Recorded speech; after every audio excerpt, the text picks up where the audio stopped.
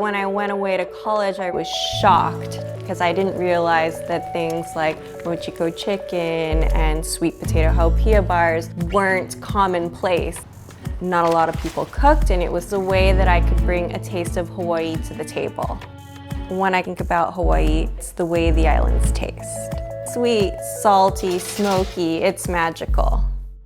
This is a recipe that's super common in Hawaii. Bottom line for any recipe is sourcing great ingredients.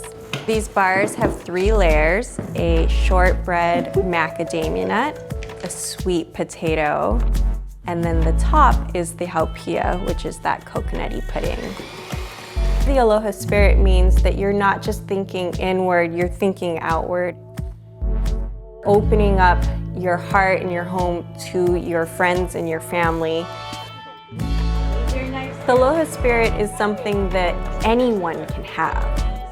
It comes from within. It's not kitschy things like tiki torches. And if you put pineapple in a dish, it's probably not Hawaiian. Food is love. And when you have the intention and you put that spirit of aloha into your cooking, it comes through no matter what you're making.